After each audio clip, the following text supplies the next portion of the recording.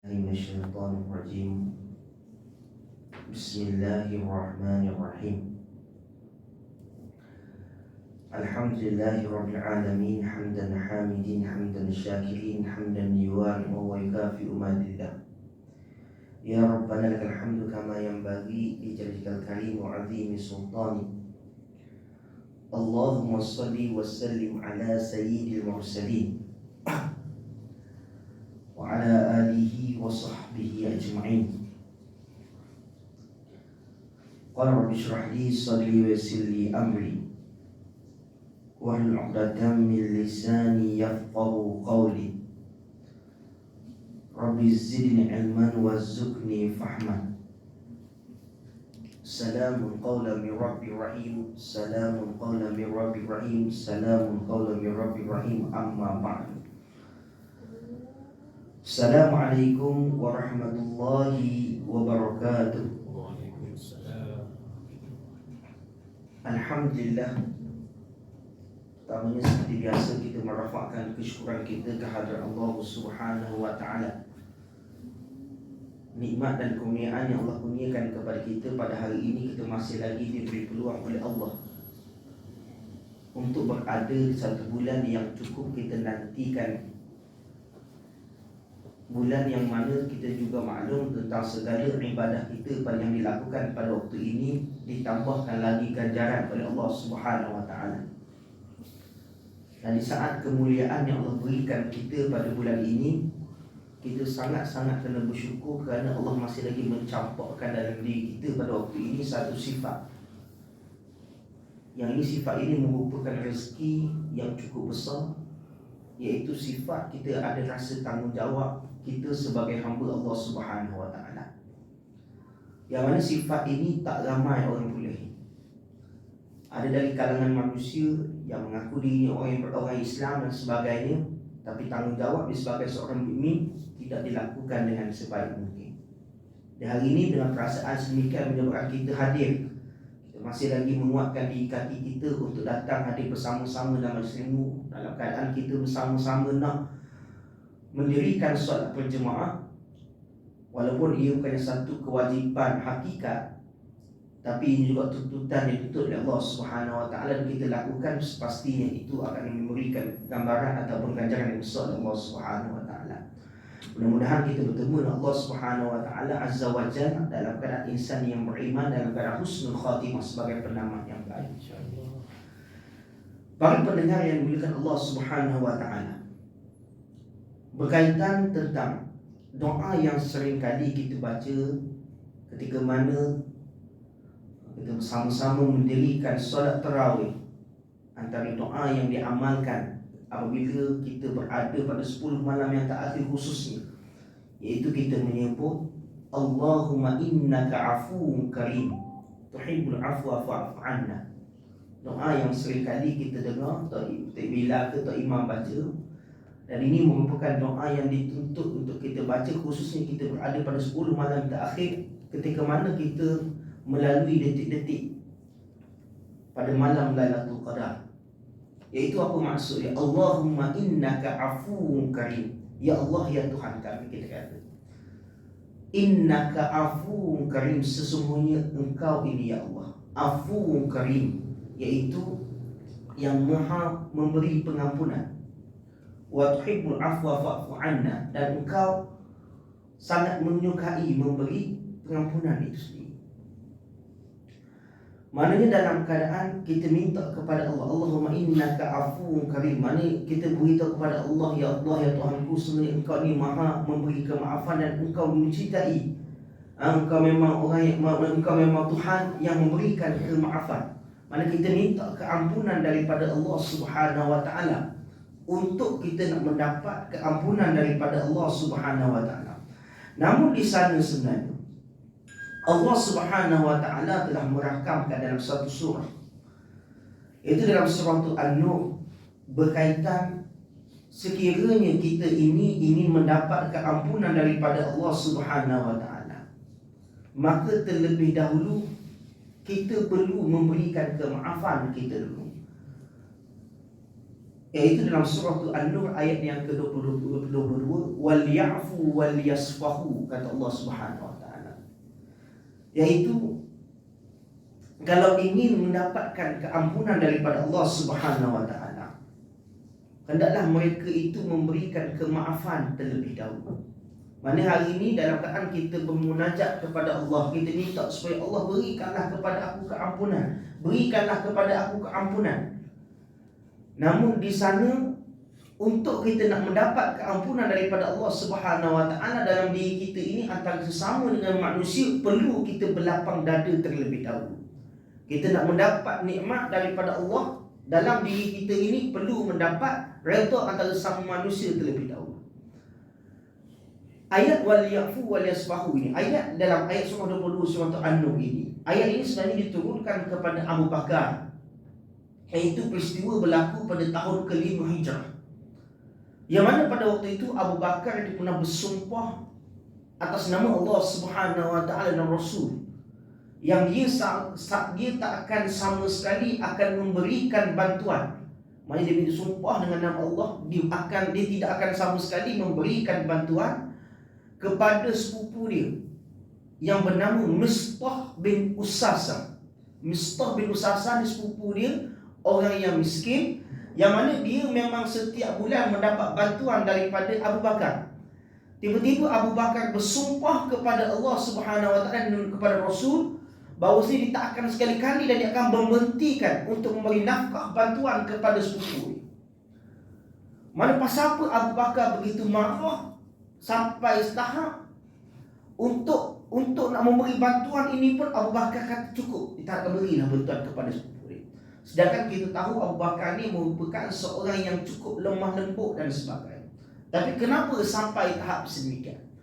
Dan hingga kan kemuncak kepada peristiwa ini, Allah menurunkan ayat wala ya'talil fadli minkum was-sa'ati ay yu'tu ulil qurba wal masakin wal muhajirin fi sabilillah wal ya'fu wal yasfahu ala tuhibbuna an yaghfirallahu lakum wallahu ghafurur rahim.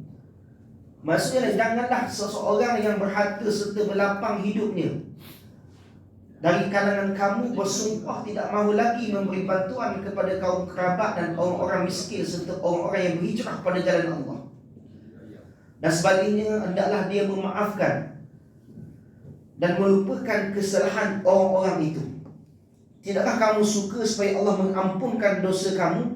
Dan ingatlah Allah Maha Pengampun lagi Maha Mengasihani. Kemuncak kepada kata-kata ini sampai Allah turunkan ayat sedemikian. Pasal apa? Rupa-rupanya dalam tempoh sebulan yang lalu, dalam tempoh sebulan lebih yang lalu, Abu Bakar pada waktu itu diuji. Bukan setakat Abu Bakar sahaja, bahkan baginda sallallahu alaihi wasallam dan juga dari kalangan ahli keluarga baginda sallallahu alaihi wasallam juga turut diuji pada waktu itu dengan satu fitnah yang cukup dahsyat, fitnah yang cukup jahat. Dan ini dirakamkan dalam hadis yang panjang dinamakan hadis Ifki, yang mana fitnah ini melibatkan kepada ahli keluarga baginda sallallahu alaihi wasallam, iaitu isteri baginda yang bernama Sayyidatina Aisyah radhiyallahu anha. Aisyah ni siapa? Isteri baginda dan juga merupakan anak kepada Abu Bakar. Dan fitnah yang cukup dahsyat ini menyebabkan 1 bulan lamanya Nabi tidak bersama dengan Aisyah. Dan 2 minggu Aisyah tidak duduk bersama dengan baginda sallallahu alaihi wasallam kerana fitnah yang cukup dahsyat ini. Sampailah Abu Bakar bila kes ini selesai, orang yang terlibat rupanya dalam menyebarkan fitnah ini antara mereka-nya iaitu sepupu dia sendiri. Iaitu siapa dia? Mistah bin Usasah ini. Dan bila dah terbukti kebenaran tersebut, Abu Bakar punya marah. Dia kata aku takkan sekali-kali beri bantuan lagi kepada Mistah bin Usasah sebab fitnah yang cukup dahsyat. Macam saya katakan, beberapa hari sebelum ayat ini diturunkan, sampai Nabi naik di mimbar. Nabi bertemu dengan penduduk Madinah pada waktu itu. Nabi kata ikfi, cukuplah. Nabi kata cukuplah wahai manusia pada waktu ini, kalian menyakiti ahli keluarga aku, kata Nabi SAW. Sampai Nabi naik di mimbar kata cukup kalian menyakiti ahli keluarga. Persoalannya apa fitnah yang berlaku? Peristiwa ini berlaku pada tahun ke-5 Hijrah, pada bulan Syaban, iaitu ketika mana Nabi SAW dalam perjalanan ataupun dalam menguruskan peperangan Bani Mustalik. Bani Mustalik. Peperangan Bani Mustalik ini, dia sebenarnya disebut dalam peperangan Nabi. Kebiasaan dalam setiap peperangan Nabi akan bawa undian untuk bawa salah seorang isteri dia. Jadi dalam peperangan Bani Mustalik, peperangan Bani Mustalik ini berlaku di luar Madinah. Jaraknya lebih kurang hampir 350 km. Yang dengan Mekah hampir 100 km yang terletak di Wadi Kudan. Mana kalau siapa yang daripada kalau pernah pergi sampai ke Tanah Suci Mekah, mana kalau dia daripada Mekah ke Madinah lebih kurang dalam 1-2 jam perjalanan, dia akan sampai di tempat ini. Wadi Kudan ini juga merakamkan beberapa peristiwa yang menarik. Jadi dalam perjalanan yang cukup jauh ini, Nabi telah membuat undian siapakah isteri baginda yang akan bersama dengan baginda mengikuti peperangan ini. Setelah undian dibuat, Aisyah yang terpilih bersama dengan Nabi sallallahu alaihi wasallam. Peperangan ini merupakan peperangan menentang bangsa Arab. Bani Mustalik ini merupakan bangsa Arab yang diketuai oleh Al-Harith bin Dirar. Harith bin Dirar ini dia telah membuat satu pakatan untuk memerangi baginda sallallahu alaihi wasallam. Jadi Nabi dapat tahu, Nabi hantar bala tentera Nabi untuk menyerangi mereka dan akhirnya dimenangi oleh kaum muslimin. Semasa dalam perjalanan pergi dan semasa peperangan ini berlaku, isu ini tak berlaku lagi. Tapi ketika mana dalam perjalanan balik daripada Bani Mustalik atau Wadi Kudan menuju ke Madinah, di sinilah bermula Allah nak menguji umat Islam pada waktu itu. Sama ada dia ini dari kalangan orang yang mukmin ataupun ianya dari kalangan orang munafik. Dan Islam ni dia ada beberapa kumpulan. Yang Islam yang beriman ataupun Islam yang munafik. Jadi semasa dalam perjalanan balik itu, rombongan ini berhenti di satu tempat untuk beristirahat. Dan Aisyah dalam perjalanan ini, Aisyah diangkat di atas tandu. Mana dipikul, Aisyah duduk dalam tu. Mana kalau kita lihat umur Aisyah pada waktu ini, kalau semasa peristiwa ini berlaku pada tahun ke-5 Hijrah, umur Aisyah lebih kurang 13 ke 14 tahun pada waktu itu. Aisyah ni, kena ingat, dia berkahwin dengan baginda sallallahu alaihi wasallam dalam usia yang awal, 9 tahun. Walaupun kata bersama dan sekian-sekian. Tapi kena ingat, Aisyah ini kalau kita tengok umur 9 tahun, kita akan rasa macam budak-budak ni. Kita kata Aisyah umur 15 tahun 15 tahun sekarang ni, budak sekarang ni, kita boleh nampak apa benda yang ada. Tapi kena ingat, Aisyah ketika mana kalau masa peristiwa ni Aisyah bukan 13 tahun ke 14 tahun. Mana kita tengok budak 13-14 tahun apa benda yang dia tahu. Tapi kena ingat, Aisyah selepas kewafatan baginda sallallahu alaihi wasallam umur antara 18 dan 19. Tapi dia antara top 3 orang yang paling banyak meriwayatkan hadis. Maksudnya dalam kepala dia melebihi 12,000 hadis yang telah dihafal. Bahkan dalam usia sedemikian dia telah menjadi rujukan kepada umat Islam keseluruhannya pada waktu itu. Hari ini kita yang berusia yang melebihi, melangkaui 18 tahun. Berapa banyak hadis yang kita ingat. Jangan kata, inilah saya sendiri sebagai kalangan ustaz-ustaz hari ini, berapa banyak. Untuk nak mengata sampai 200 pun, bukan lagi. Mana punyalah hebat Aisyah ini. Maknanya walaupun usia muda, tapi Allah memberikan dia satu akal yang sangat jenius, akal yang luar biasa. Jadi dalam kemuliaan tersebut, dalam kemuliaan yang Allah berikan kepada Aisyah ini, semasa peristiwa ini berlaku, Aisyah dia keluar daripada tandu itu untuk menunaikan hajat. Semasa dia keluar, dia bagi tahu kepada orang yang mengangkat dia tu untuk nak menunaikan hajat. Dia pun pergi menunaikan hajat. Kemudian selepas dia selesai menunaikan hajat, dia pun patah balik. Masuk kembali ke dalam tandu. Masa dia keluar yang kali pertama, orang yang bawa dia tahu dia keluar. Dan ketika mana dia masuk, orang tahu dia masuk. Tapi semasa dia masuk tu, dia sedar kalung yang ada pada dia waktu tu hilang. Jadi kalung yang berharga tu dia rasa kena dia ambil balik. Jadi pada waktu itu dia keluar balik. Dia beranggapan kalung itu jatuh di tempat di buang hajat tadi. Jadi dia pun patah balik keluar. Masa dia keluar kali kedua ini, inilah ujian permulaan Allah nak uji umat manusia waktu itu. Maknanya keluar yang kali kedua ini, orang tak sedar waktu itu. Dan dia keluar dalam agak lama.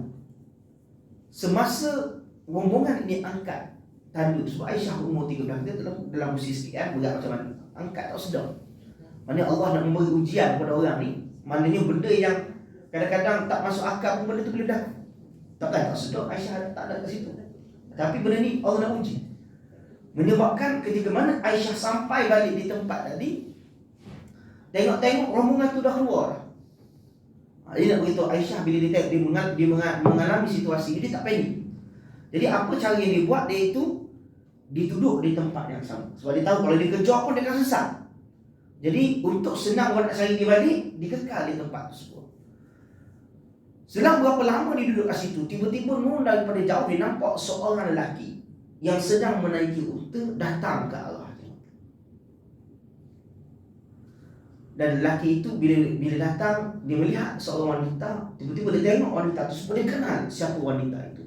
Dan dia mengungkapkan kalimah inna lillahi wa inna ilaihi raji'un. Ungkapan itu saja. Dan lelaki ini namanya Safwan bin Mu'attab. Safwan bin Mu'attab.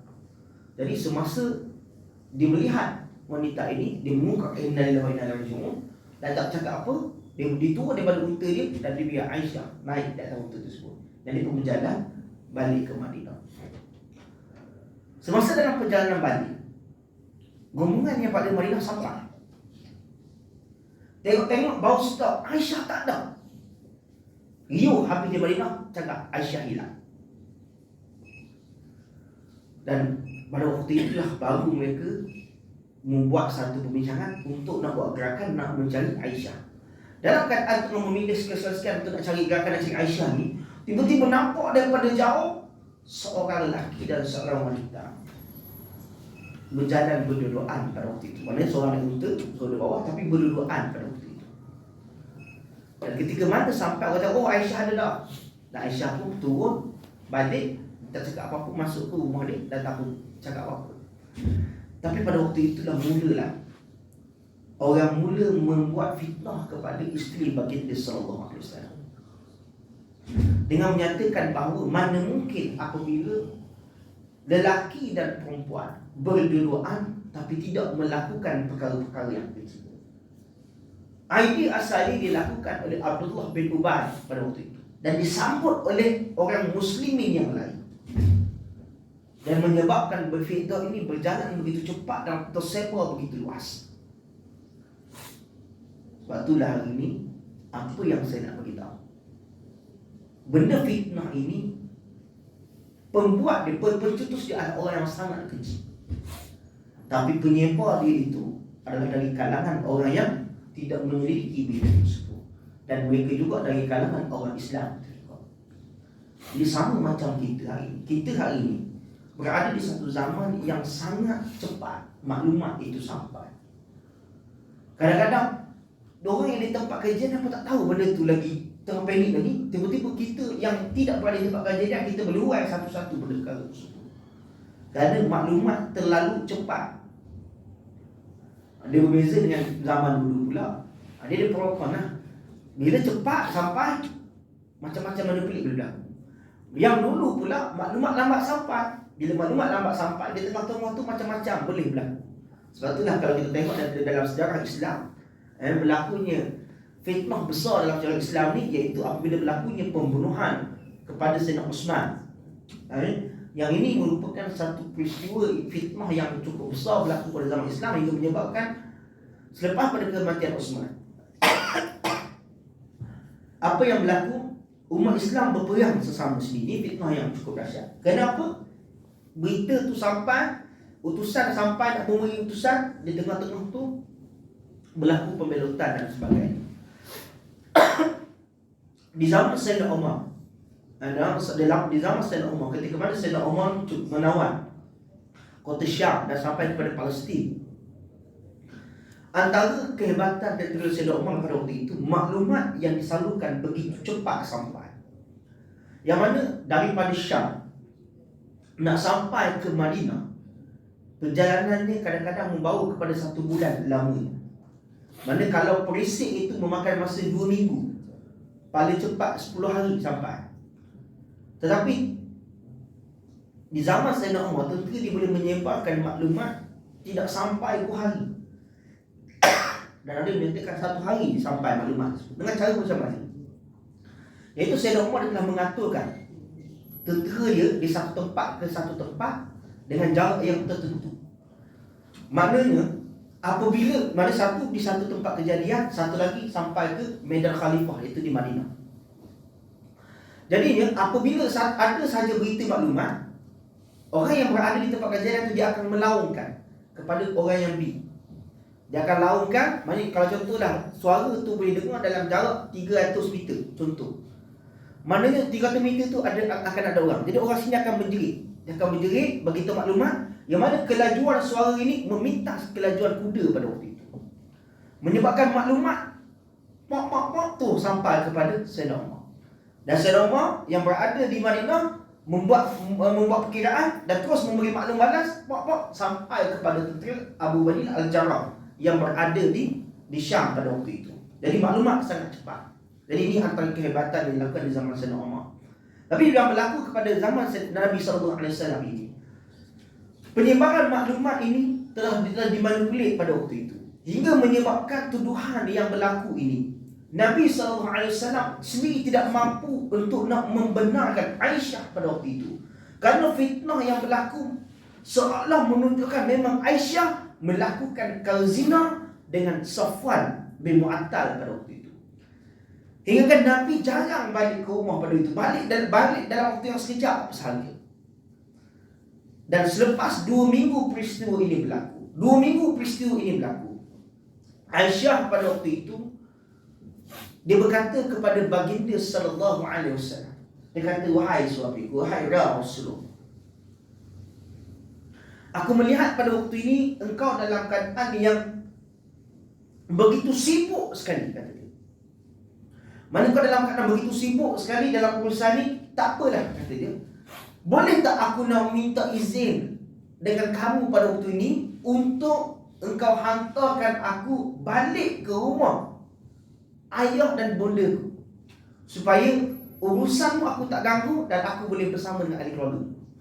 Dan Nabi mengizinkan, dan akhirnya Aisyah kembali ke rumah bapanya, iaitu Abu Bakar, dan bertemu dengan bondanya Humaysyah pada waktu itu.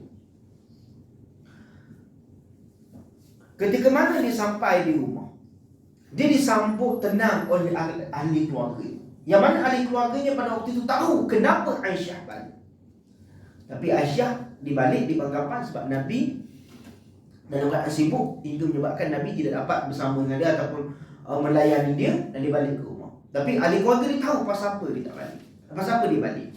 Tapi dia menyambut anak dia dalam keadaan yang tenang.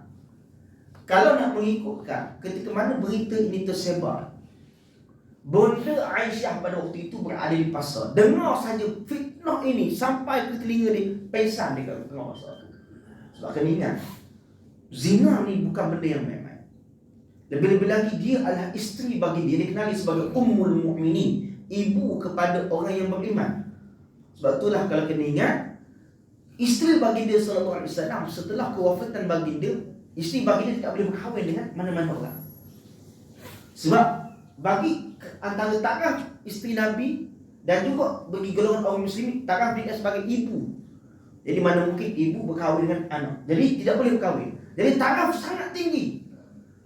Tiba-tiba berita keluar Aisyah berzina dengan Safwan bin Mu'attal. Takkan tak terkejut mak dia. Macam mana nak hadapi dia? Walaupun dalam di lubuk hati mak dia mengatakan mustahil anak dibuat sedemikian, tapi tuduhan demi tuduhan itu dibuat hingga menyebabkan seolah-olah macam betul Aisyah memang terlibat dengan fitnah ini. Selang beberapa hari Aisyah duduk di rumah. Pada waktu itu datang saudara dia. Saudara dia ini juga merupakan saudari juga kepada Mistah bin Usasah, iaitu orang yang terlibat dengan fitnah tadi itu. Semasa dia sembang, tiba-tiba ada barang dia terjatuh. Dalam keadaan dia menahan, sebab dia masa disembar Aisyah tu, dia tengok Aisyah dah tenang dan sebagainya. Jadi dia pendam, dia sakit hati dengan orang yang fitnah kepada Aisyah ni. Bila barang dia jatuh, dengan spontan dia kata, celakalah Mistah bin Usasah. Celakalah Mistah bin Usasah. Aisyah bila dengar, dia marah. Pasal apa mu cakap sendirian? Kata, buat apa mu kata gitu? Pasal apa mu maki kepada bapak sepupu kau? Lepas tu dia pun kata, mu tak tahu ke lagi? Sambil dalam nak lepaskan amarah ni terketua. Dia kata, mu tak tahu lagi ke sekarang ni benda apa yang berlaku? Aku tengok mu tenang sangat. Aku tahu tentang kesucian yang ada pada dirimu, kata dia. Tapi kenapa aku maki? Sebab dia antara punca yang menjadi begitu besar sekarang juga di Madinah sekarang ni, yang menggemparkan Madinah sekarang ni. Aisyah kata, berita apa? Dia kata, mu tahu tak sekarang ni orang di luar ni sedang mengatakan engkau telah melakukan zina dengan Safwan bin Mu'attal ketika mana perjalanan balik daripada peperangan Bani Mustalik tempoh hari. Aisyah bila dengar terkejut. Dia kedap ni. Bila dengar berita tersebut, baru dia ditangkap. Oh, patutlah rupanya Nabi, suami aku tak nak bersama dengan aku sebelum ni. Oh, rupanya sebab kes macam ni lah. Rupanya sekali-sekali. Jadi baru dia nampak sebentar. Dia terus menangis, jumpa dengan apa? Ya abati, wahai ayahku. Boleh tak mau ceritakan benda ni betul ke sekian hal yang aku dengar ni? Aku kata, ya betul. Dan mu tahu tak memang aku tak buat perkara tersebut. Jadi boleh tak mu tolong terangkan kepada suamiku, dan kamu tolong terangkan kepada sahabat baikmu yang aku tak buat perkara tersebut. Tapi Abu Bakar tak boleh nak kata apa. Kalau nak ikutkan dalam tampuk kepimpinan Nabi ni, dia adalah presiden lah, mana ketua negara. Abu Bakar ni boleh dikatakan menteri besar, menteri utama dia lah. Sepatutnya dengan kuasa yang Nabi ada, kemudian dengan kuasa yang Abu Bakar ada, mana nak tutup kes ni senang sangat. Tapi walaupun ujian yang berlaku kepada ketua negara itu Nabi Muhammad SAW, Nabi tetap perlu mengadili kes ini dengan bukti-bukti yang kukuh. Mana kalau bukan bila isteri Nabi kena fitnah, patutnya Nabi boleh tutup. Siapa yang saya bawa ni menegak tu, mana kena dia boleh. Nabi boleh buat hanat apa-apa, tapi Nabi tak buat benda tu. Sebab bila ada tuduhan dan ada bukti dan sebagainya, benda tu perlu diadili. Cuma untuk nak membersihkan diri Aisyah ni tanpa bukti tak ada, menyebabkan Nabi seribu buntu. Macam mana Nabi nak buat? Dan start daripada awal peristiwa ini berlaku sampailah Aisyah tahu kes ini, mana dekat 2 minggu lebih dah, Allah Subhanahu Wa Taala tidak menurunkan wahyu pada waktu itu, menyebabkan Nabi biasanya apa-apa petunjuk Nabi dapat daripada Allah, tapi petunjuk daripada Allah pun Nabi tak dapat. Untuk adakah Aisyah ni betul ke tidak dan sebagainya. Dan benda itu berlaku dalam keadaan yang cukup pantas, menyebabkan berita tu tersebar begitu luas sekali. Dan ketika mana Aisyah dapat tahu dan sebagainya, Aisyah pun menangis. Tak daripada itu, riwayat menyatakan bahawa dalam hadis menyatakan bahawa Aisyah wala yakulu wala yashrabu, dia tak makan tak minum pada waktu itu. Ada macam kita hari ni lah, dalam keadaan kita dalam menerima ujian berat dan sebagainya, tengok makanan pun tak lalu dah pada waktu itu. Kita dalam keadaan kita menujian, nak makan, nak minum pun rasa macam tak, nak tidur pun rasa macam lena tak lena. Doktor ingat-ingat. Jadi begitulah apa yang dia lalui oleh Aisyah pada waktu itu. Kemudian Nabi dalam keadaan yang memang ada suasana yang bila orang kena fitnah dan sebagainya, dalam agak tertekan, Nabi pun naik di atas mimbar, di mimbar. Pada waktu itulah Nabi melaungkan, ikfi, cukuplah kalian menyakiti keluargaku pada waktu ini.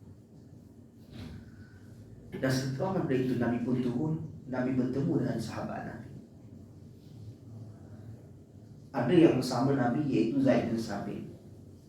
Ada yang bersama Nabi Sayyidina Ali karamallahu wajhah. Nabi tanya kepada sahabat, macam mana? Apa pandangan kamu tentang hal ini? Mereka menyatakan bahawa wala na'lam illa bi khair. Demi Allah, sesungguhnya dalam hal keluarga kamu ya Rasul, wala na'lam, kami tak mengetahui tentang keluarga kamu ni ya Rasulullah illa melainkan bi khair, melainkan dengan benda yang baik je kami tahu. Jadi terpulanglah kepada kamu. Jadi Sayyidina Ali pula bila melihat kepada kedustaan yang dilakukan oleh Nabi, Sayyidina Ali kata, kalau rasa dalam yang tak boleh nak dibendung, ceraikanlah saja Aisyah, mana bebaskanlah dia. Sebab nak kalau nak akan menjadi tekanan yang lebih besar, bebaskanlah. Ya, akhirnya Nabi pun ini nak bagi tahu macam mana akhlak sahabat orang yang beriman. Orang yang beriman ini apabila dia mendapat satu berita yang buruk, berita yang sekian, dia tidak akan memanjangkan dan dia tidak akan menyebabkan benda yang buruk. Dia akan berhenti setakat itu dan sekian. Begitu juga kalau nak melihat dengan sahabat kita, sahabat-sahabat yang baik. Mana bila kita dalam kita diuji dengan ujian sekian, mana benda tu dia tidak akan panjangkan kepada orang lain. Sebab setiap kita akan berlaku masalah, ada masalah tersebut. Kadang-kadang masalah-masalah tersebut membuka aib kita sendiri. Jadi sahabat yang baik bila dia tahu saja masalah tersebut, dia akan tutup. Tapi sahabat yang tidak benar-benar beriman kepada Allah, dia akan share benda itu kepada orang lain. Jadi peringatan ini juga perlu kita kena pendam. Setiap orang mesti kena hadam baik-baik. Maknanya bila kita mendengar satu perkara yang tak baik tentang sahabat-sahabat itu, cukup takat itu. Melainkan dia melibatkan dengan benda-benda kemasyarakatan dan sebagainya, itu pun perlu kepada saluran. Jangan pula kita pula yang menjadi penyebar dan sebagainya. Sebab ia boleh menambahkan ataupun menambah bunga-bunga fitnah pula selepas daripada penyebaran tersebut. Jadi selepas pada benda itu, Nabi pun ajak sahabat Nabi untuk balik ke rumah dia, balik ke rumah mertua dia untuk bertemu dengan Aisyah. Dan beginilah, jom bertemu aku, kita pergi rumah Abu Bakar. Semasa dia pergi rumah Abu Bakar pada waktu itu, dia melihat, baginda melihat Aisyah dalam keadaan yang sungguh, dalam keadaan yang tidak bermain. Dan ketika mana dalam keadaan Aisyah tak bermain pada waktu itu, Nabi pergi bertemu dengan Aisyah. Nabi kata, wahai isteriku. Aisyah ni bila Nabi datang, dia rasa happy dah sikit. Seolah rasa bila suami datang macam nak memujuk dia. Tapi apa yang berlaku ketika mana Nabi sampai? Nabi kata, wahai isteriku. Nabi kata, Inna Allah tawwabur rahim. Sesungguhnya Allah ini Maha menerima taubat. Mana Allah ini Maha menerima taubat. Nabi kata, sekiranya engkau melakukan kesalahan, Nabi kata, bertaubatlah kamu, tubu ila Allah, bertaubatlah kamu kepada Allah Subhanahu wa taala. Aisyah bila dengar ayat ini daripada Nabi, dengar ayat ini, hati dia terus mundur, terus dalam keadaan yang sangat sedih. Sebab kenapa Nabi, kenapa dia menangis? Sebab dia tahu kata-kata Nabi itu sendiri seolah macam merasakan dia melakukan fitnah tersebut, dia melakukan perbuatan keji tersebut. Kalau Nabi tak rasa sedemikian, mesti Nabi akan masuk, Nabi akan kata, wahai Aisyah, kamu jangan risau, aku yakin kau tak buat sedemikian, tenangkan diri. Tapi tak, Nabi mulakan dengan mengatakan bahawa sesungguhnya Allah Maha menerima taubat. Dan sekiranya engkau melakukan kesalahan, bertaubatlah kamu kepada Allah Subhanahu wa taala. Bila dengar semakin, Aisyah tu menangis sekuat-kuatnya. Aisyah kata, ya abadi, tolong beritahu kepada sahabat baikmu ni tentang aku tak buat perkara tersebut. Abu Bakar berdiam, tak mampu nak kata apa. Beritahu kepada mak dia buat, beritahu jugalah kepada menantumu ni yang aku tak buat. Mak dia pun tak ada kata apa-apa. Kemudian Nabi pun dalam keadaan semikian, Nabi pun duduk di satu tempat di dalam rumah Bakar. Sedang Nabi duduk, tiba-tiba sahabat melihat Nabi dalam keadaan berpeluh-peluh, mukanya kemerah-merahan pada waktu itu. Sahabat bila melihat situasi itu, sahabat tahu kenapa Nabi dalam keadaan semikian. Sebab itu merupakan salah satu daripada tanda Allah sedang menurunkan wahyu kepada Nabi Muhammad sallallahu alaihi wasallam. Antara cara Allah menurunkan wahyu kepada Nabi, banyak cara. Antaranya datang dalam bentuk mimpi. Kemudian ada datang Nabi Allah menghantar malaikat Jibril alaihissalam menyerupai manusia untuk menyampaikan wahyu kepada Nabi. Dan ada keadaan Nabi datang dalam waktu Nabi berjaga, tapi bukan dalam dunia manusia. Dan Nabi kadang-kadang ada yang dalam satu keadaan Nabi mendengar satu bunyi loceng yang kuat, deringan yang begitu kuat sekali. Dan semasa benda ini berlaku, Nabi akan duduk Dan Nabi dalam berpeluh-peluh seolah-olah sedang ditimpa satu benda yang sangat berat kepada Nabi.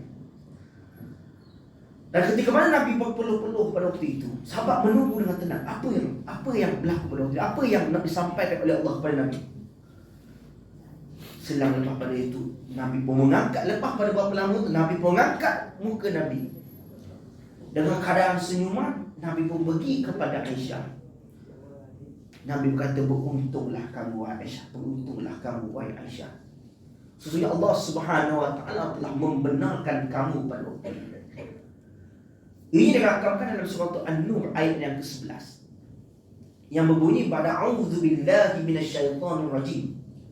Innal ladzina ja'u bil ifki usbatun minkum la tahsabuhu syarran lakum bal huwa khairul lakum.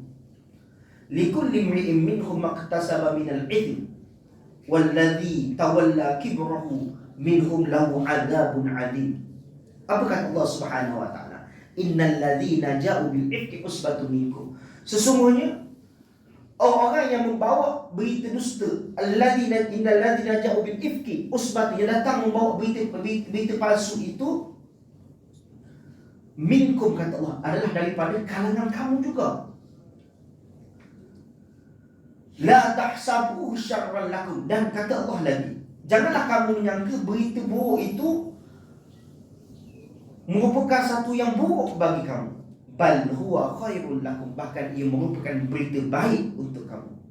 Likulli imri'in minhum maktasaba minal ithmi, setiap seorang di antara mereka akan beroleh hukuman sepadan dengan kesalahan yang dilakukannya itu. Walladzi tawalla kibrahu minhum lahum adzabun adzim, dan orang yang mengambil bahagian besar dalam menyiarkan di antara mereka akan beroleh siksa yang sangat besar, sama ada di dunia maupun di akhirat. Jadi permulaan ayat ini Allah menyatakan bahawa innal ladzina ja'u bil ifki usbatun minkum, maknanya orang yang sebab berita fitnah ni tak lain tak bukan dari kalangan kamu juga. Sebab tu kita kena tahu hari ini, fitnah kalau berlaku fitnah kepada kita, orang yang menyebarkan itu bukan orang lain, dia datang daripada orang yang kita kenal, orang yang sekeliling kita juga. Sebab orang yang tak kenal, dia takkan tahu tentang hal kita, dia takkan fitnah kepada kita. Kita keluar, kita tak kenal dengan pakcik ke depan tu, kita takkan cerita pasal dia, sebab kita tahu siapa dia tu. Tapi bila benda tu dikenal, orang kenal, benda tu fitnah akan berlaku dari kalangan orang yang kenal sama-sama dia juga. Kemudian kata Allah Subhanahu wa taala lagi, walaupun berita buruk kamu diuji sekali-sekali, kata Allah, jangan kamu menyangka apa ujian yang kamu terima itu adalah satu buruk bagi kamu. Lepas tu kita kena ingat, dalam keadaan kita menerima ujian, musibah daripada Allah, kena ingat, benda tu bukan satu yang buruk bagi kamu.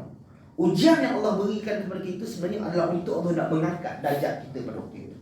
Dan kadang-kadang Allah nak mengenal kepada kita, nak beritahu kepada kita siapakah orang yang di keliling kita pada waktu itu yang benar-benar bersama dengan kita ketika mana kita dalam kesusahan.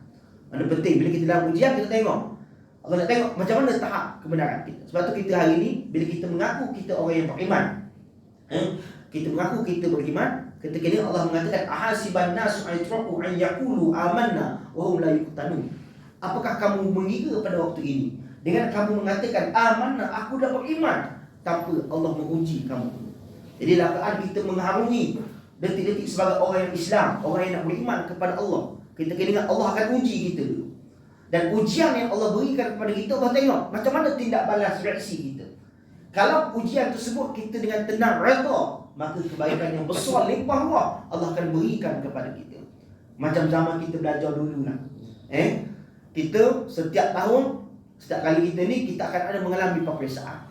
Ujian peperiksaan itu bukan untuk nak menghina kita dan sebagainya, tapi bila kita berjaya mengalami ujian tersebut, dengan jayanya, maka kita akan dinaikkan darjat pada waktu itu. Maka kita akan mendapat kelebihan. Dan natijahnya, dengan setiap kelebihan yang kita lalui peristiwa itu, kita berada di tempat sebagaimana yang para pendengar ada pada waktu ini. Hasil daripada ujian-ujian yang pernah kita terima dulu. Jadi dalam peristiwa ini, apabila ujian itu dilalui, Allah nak beritahu kepada Aisyah, tengok siapa orang di sekeliling kamu pada waktu ini. Mereka dari kalangan sebagaimana.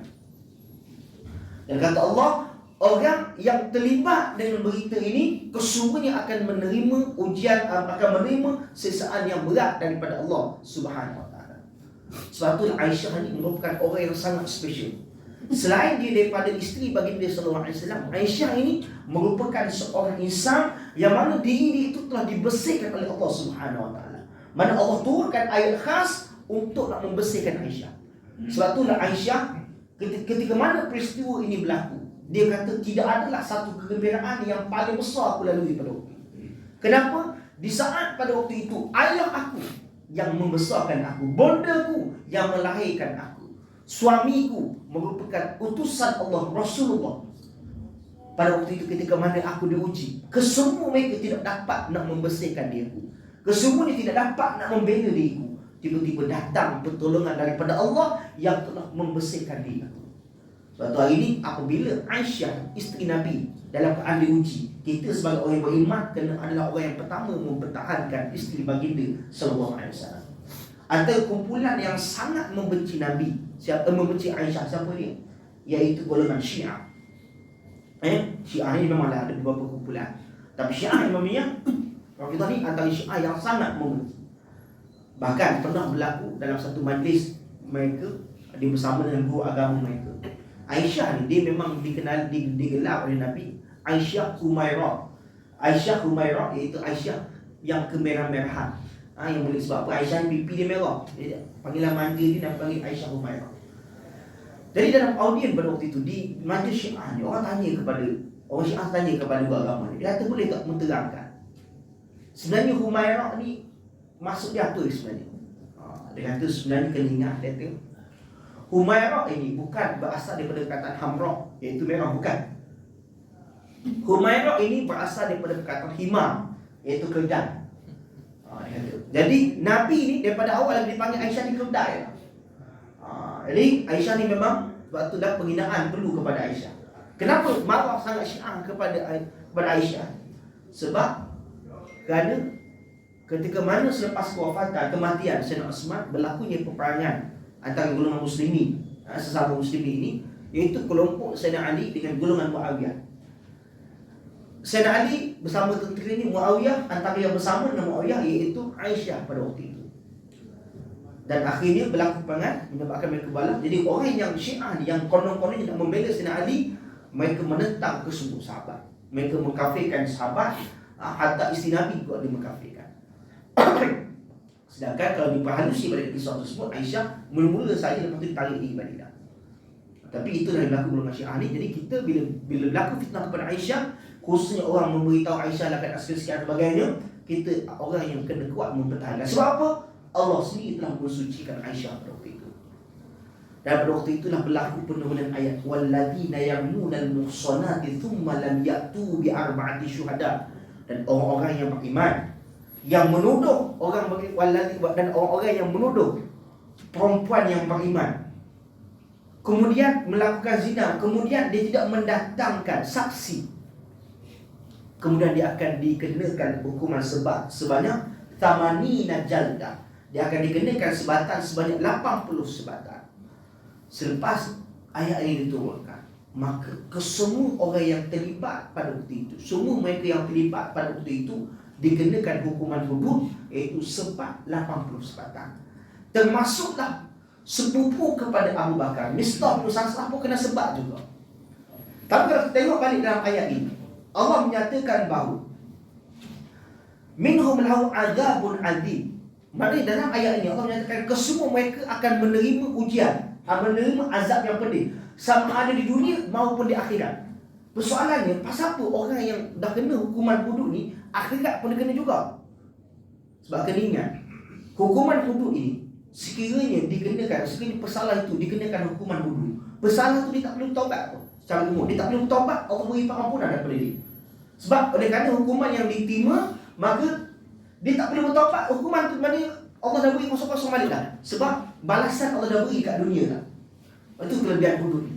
Maksudnya berzina ke apa-apa ke, dia dikenakan hukuman hudud, maka dia kira kosong-kosong balik.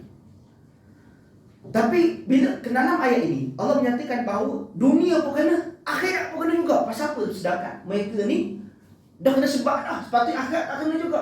Rupa-rupanya dalam yang menyebabkan berita fitnah ni, tak semua orang yang dikenakan sebab. Antara mereka yang tidak dikenakan sebab siapa dia? Iaitu orang yang menyebarkan fitnah ni, namanya adalah Abdullah bin Ubay. Inilah Allah nak memberikan penghinaan yang besar kepada Abdullah bin Ubay. Sebab kalau dia dikenakan sebatan, maka fitnah yang dilakukan tadi itu hilang dosa dia. Tapi Allah tak mengampunkan dosa di dunia, bahkan Allah nak menyiksa di akhirat dengan tidak dikenakan hukuman hudud, diterlepas hukuman hudud di dunia, dan menyebabkan di akhirat dia menemukan sisaan yang lebih pedih, kerana dialah punca fitnah ini berlaku kepada keluarga Nabi. Bila benda ini berlaku, pada waktu itulah Abu Bakar mengatakan bahawa demi Allah, tak pada sekarang ini aku takkan sekali-kali akan memberi bantuan kepada sepupu aku, sebab sepupu aku itu juga antara orang yang terlibat menyebabkan fitnah. Selang beberapa hari lepas pada peristiwa ini berlaku, Nabi datang ke rumah Abu Bakar dalam waktu tengah hari, tergesa-gesa ketuk pintu rumah Abu Bakar. Abu Bakar bila Nabi datang pada waktu tengah hari, dia terkejut. Dia tahu Nabi tak akan ganggu rumah orang pada waktu tengah hari, sebab waktu ni waktu orang tengah rehat. Tapi Nabi datang, mesti ada benda besar. Kemudian bila Abu Bakar keluar, Nabi tanya kepada Abu Bakar, wahai sahabat, mu nak tak pada waktu ini Allah memberikan keampunan kepada kamu? Dia kata, semestilah aku nak. Nabi pun membacakan ayat, iaitu ayat 22, wala ya'talul fadli minkum was-sa'ati ayyubtul qurba wal masakin wal muhajirin fi sabilillah. Nabi mulakan ayat sedemikian. Nabi kata, Allah menyatakan bahawa, dan janganlah orang-orang yang berharta serta lapang hidup dari kalangan kamu, kata Nabi. Kata Allah, bersumpah untuk tidak mahu lagi memberi bantuan kepada kaum kerabat dan orang-orang miskin serta orang yang berhijrah pada jalan Allah. Sebab apa ayat itu kepada Abu Bakar? Sebab Abu Bakar dia kemampuan. Tiba-tiba dia memberhentikan bantuan tersebut. Jadi Allah kata, jangan ada dari kalangan kamu yang ada kemampuan ini, tiba-tiba dia nak memberhentikan bantuan kepada orang yang susah, kepada orang fakir miskin dan orang yang berjuang pada jalan Allah. Dan Allah menyatakan bahawa wal-ya'fu wal-yasfahu, iaitu hendaklah mereka memaafkan serta melupakan kesalahan tersebut. Ala tuhibbuna ayyaghfirallahu lakum, apakah kamu tak suka pada waktu ini Allah memberi keampunan kepada kamu? Wallahu ghafurur rahim, dan Allah Maha Pengampun lagi Maha Mengasihani. Jadi bila dengar sahaja tawaran tersebut, maka Abu Bakar pun dia membayar kafarah atas sumpah dia tadi, untuk nak membatalkan sumpah dia tadi. Akhirnya apa yang berlaku? Dia menyambung kembali bantuan kepada sepupunya, disebabkan kerana apa? Ingin mendapat tawaran yang ditawarkan oleh Allah Subhanahu Wa Taala, iaitu nak dapat keampunan daripada Allah itu lebih dia suka berbanding dengan dia berdendam kerana fitnah yang cukup dahsyat dilakukan oleh ahli keluarga dia juga. Jadi sebab itulah hari ini dalam keadaan kita nak minta keampunan daripada Allah Subhanahu Wa Taala, poin yang perlu kita kena ingat, diri kita sendiri perlulah memberi keampunan, memberi kemaafan kepada orang lain. InsyaAllah mudah-mudahan dengan demikian barulah kita akan mendapat keampunan daripada Allah Subhanahu Wa Taala. Jadi saya kira itu dulu sebagai perkongsian kita pada hari ini. InsyaAllah saya minta maaf banyak kepada seluruh pendengar hari ini yang mungkin kata-kata saya tak selesa dari kalangan muslimin dan muslimat. Saya minta maaf banyak. Akhirnya aku boleh hadza wa astaghfirullahalazim wa lakum. Assalamualaikum warahmatullahi wabarakatuh. Waalaikumsalam.